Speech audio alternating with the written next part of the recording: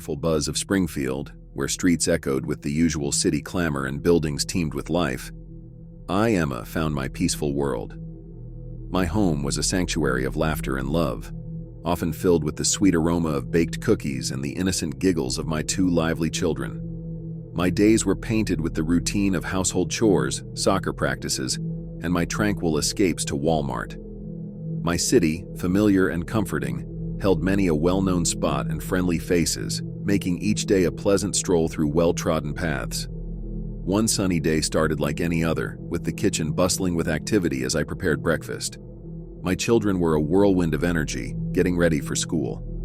My husband, Jack, kissed me goodbye, and I felt a warmth in my heart, a comfort in the routine. My visits to Walmart were my silent retreats, the busy aisles offering a solitude I cherished as I hand-picked fresh produce, lost in my thoughts. During one such visit, I first saw her Lisa with her tangled hair and restless eyes, observing and studying before she finally approached me. Our conversation was casual, with Lisa subtly praising my choices, commenting on my family, and hinting that she had been watching me.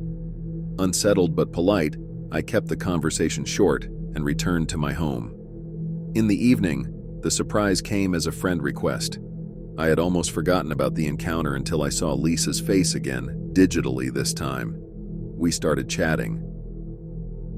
Initially, her messages seemed harmless, albeit odd, peculiar remarks about my life and my family that hinted she had been watching me. It made my skin crawl, this idea of being scrutinized by someone I barely knew. But as the days passed, her messages became more sinister. The strange remarks turned into aggressive and intrusive texts, filled with explicit content, chilling images, and eerie propositions. Each message carries disturbing graphics, links to unsettling songs and videos, and paragraphs of nonsensical, rambling text. One evening, she sent me the pics of blade cuts on her arms with crying emojis. I tried to maintain my composure, to distance myself from Lisa and her twisted world. Still, the relentless flood of unsettling messages ate my peace. I ignored Lisa and thought I would never meet her again. But 2 days later, I started noticing that someone was stalking me.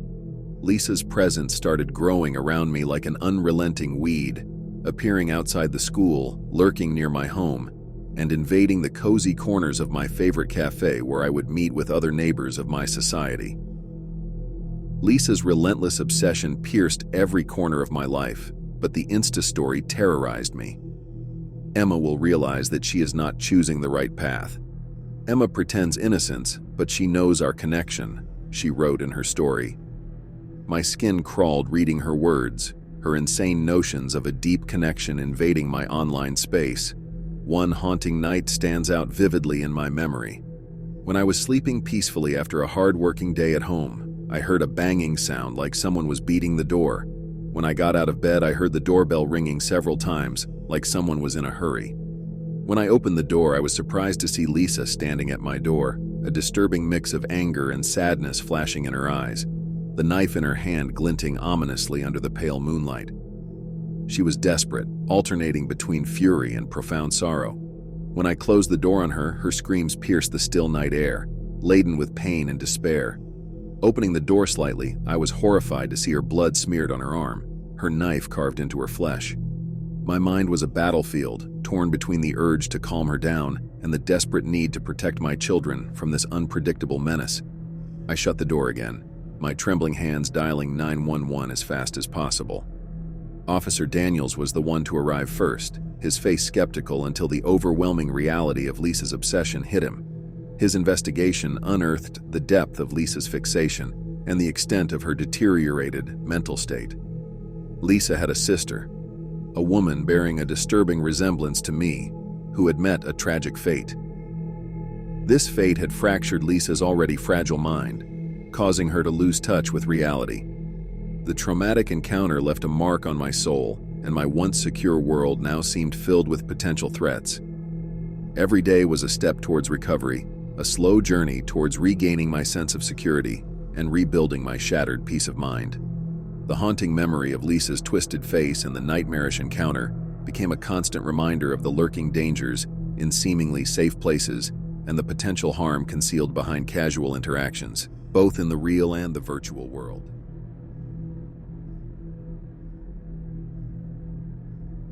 My name is Sarah, a bright-eyed psychology freshman who was eager and hopeful, stepping into a world where the leaves were colored with the hues of autumn, and the air was laden with possibilities.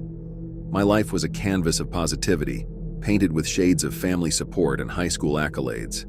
The initial days were a whirlwind of adjustments and explorations, buildings that seemed like a maze and faces that would soon become familiar. Friendships blossomed, studies consumed my mind, and campus life, with its overwhelming beauty, soon became a comforting abode.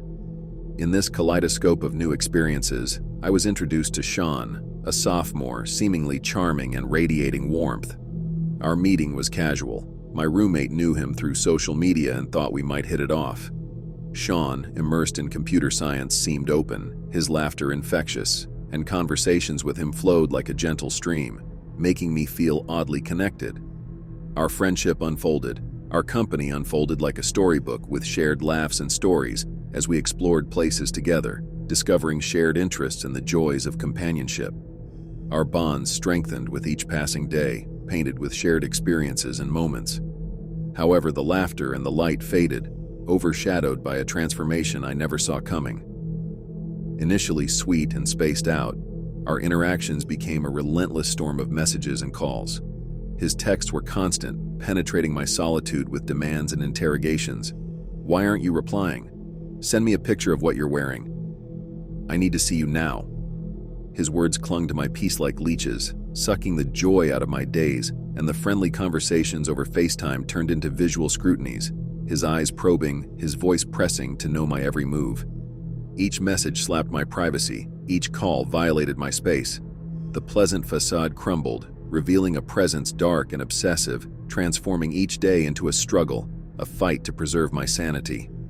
Every moment became a strained heartbeat as Sean's demands grew, each word swallowing my mental peace.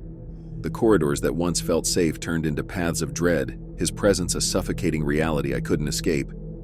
Every step became a race, every corner a potential trap as I tried to avoid him. The terrorizing reality, pushing me to change my dorm, to seek refuge from his relentless pursuit. But shelter seemed like a distant illusion, an unreachable solace. I decided to ignore Sean for a few days. I was still thinking about getting rid of Sean when, one night, I was walking to my room from the local shop. When I noticed someone was following me, it was nighttime, and no one was on the street except me and a man with a black hoodie, walking a few feet behind me. I quickened my pace. Every heartbeat was a drum of fear. My steps hastened, and then I glanced back for a second and got goosebumps because I recognized that stranger by his watch. He was Sean. A few seconds later, I realized that the stranger, presumably Sean, was a mere breath away, his hands reaching, his breath uneven and heated. Driven by terror, my body reacted, my legs moving faster than I thought possible, managing to escape his clutches but leaving my soul scarred, marked by the terror of that encounter. I made it back to my room, gasping for breath. My roommate was shocked to see me and immediately asked me, "What happened?" I started telling her everything, and tears started rolling down my face. The next day, I reported Sean to my university dean. A wave of investigations rolled in, the university and the guardians of law delving into the sinister corners of the incident. Every step was a voyage into the unknown, collecting shards of evidence, probing into the layers of suspicion, an intricate dance of questions and revelations. Sean found himself entangled in the web of his actions, facing the repercussions that mirrored his deeds. His facade cracked, the truth bleeding out, reflecting his twisted soul. The once charming friend turned into a silent spectator of his fate, bearing the weight of his choices. Rehabilitation became my companion. From the naive and hopeful girl who stepped into academia, I became a being of wisdom and resilience.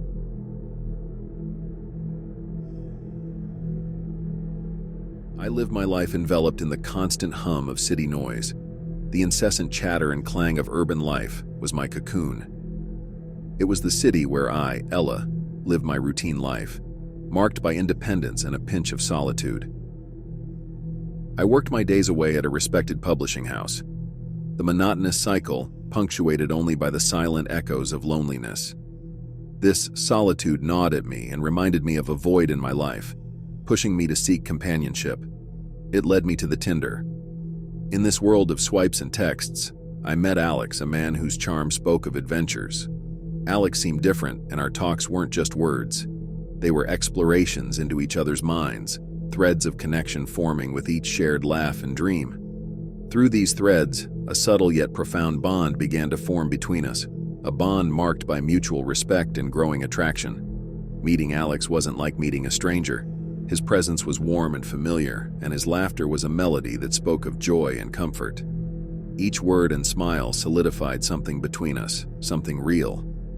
As the days turned into a series of meetings, every encounter seemed to unravel a new layer, a new revelation about who we were, about what we wanted. During these times, trust and intimacy slowly built their home between us, whispering promises of a shared future, of shared dreams. Then came the day when Alex, with his eyes sparkling with mischief and adventure, proposed a journey into the unknown, a double date into the untouched beauty of the countryside. Excitement tingled within me. The prospect of new experiences with him seemed to promise more laughter, more moments of connection. It was not just the city that was vivid and full of life, but also my emotions and experiences with Alex. They starkly contrasted the looming shadows of the serene, unexplored territories we would venture into. It was here, amidst the unfamiliar landscapes and untraveled paths, that our bond was to face its actual test. I told my best friend Kate to be ready the next day, and we went to the countryside. Our trip to the country, a pristine escape from city life, was painted with beauty and laughter. Amidst the trees and chirping birds, a cabin stood. Nature watched us silently, almost like it knew something we didn't. However, things changed. Leonard, a friend of Alex's, arrived. The air inside the cabin grew cold with him and smiles faded. His eyes held secrets. The cabin wasn't our sanctuary. It became our prison. Before we realized it, a bolt sounded, sealing our fate inside that cabin. We tried the door. It was locked. Kate and I shared a glance that spoke 1,000 words. Panic, fear. How could this happen? We yelled and banged on the door, but the walls muffled our cries. The realization was like a bucket of cold water. We were trapped. Later, the door opened to reveal Alex and Leonard. Their faces weren't kind or warm. They had a plan, and we weren't going to like it. Kate and I were bound, unable to move. The weight of our situation pressed down on us. These weren't the friendly faces we knew. Danger lurked, and it stared at us with hungry eyes. Hours felt like days. But in a quiet moment, Kate's eyes flashed with an idea. She managed to free one hand. In one swift motion, she knocked Leonard off his feet, grabbing a fallen branch. I followed her lead, my survival instincts kicking in. We bolted into the woods, leaving Leonard dazed behind. The woods at night were a different beast.